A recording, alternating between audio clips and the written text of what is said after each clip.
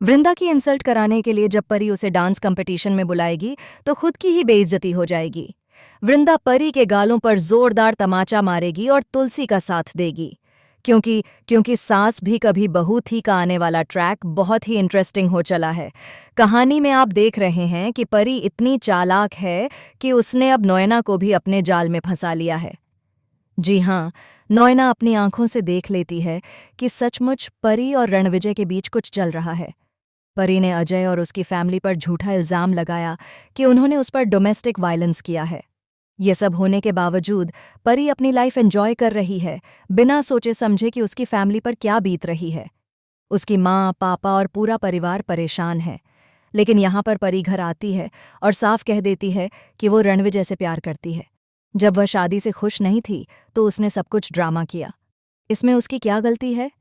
अब परी कहती है कि नोएना, आप तो मेरी माँ जैसी हैं और मैं आपकी बेटी जैसी हूँ, तो आप समझ सकती हैं ना। इतना कहने के बाद नोएना फिसल जाती है, क्योंकि वह मिरर से बहुत प्यार करती है। अगर वह परी के खिलाफ कुछ बोलेगी तो मिरर भी उससे दूर हो जाएगा, जैसे वह तुलसी से दूर हो चुका है। इसलिए मिरर के सामने अच्छा बनने के लिए नोएना परी की इस गलती और झूठ को छुपा लेती है। वह मिरर से कहती है कि परी रणविजय से प्यार करती है और इस बार उसे अपनी लाइफ का डिसीजन खुद लेने दो। लेकिन अब परी के दिमाग में गंदा खेल चल रहा है। दरअसल वृंदा ही वह शख्स है जिसने तुलसी को परी और रणविजय की सच्चाई बताई थी। इसी वजह से बदला लेने के लिए परी उसे डांस कंपटीशन में इनवाइट करती है। ये डांस कंपटीशन बहुत मज़ेदार होने वाला है, क्योंकि इसमें बड़ा ट्विस्ट आएगा।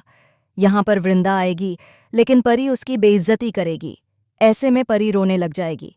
लेकिन जब बात उसके स्वाभिमान की आएगी तो वह चुप नहीं रहेगी। परी का झूठा ड्रामा जब सबके सामने खुलेगा तो तुलसी बहुत गुस्सा हो जाएगी। इसके बाद वृंदा परी को थप्पड़ मारेगी, क्योंकि अब वह चुप रहने वाली नहीं है।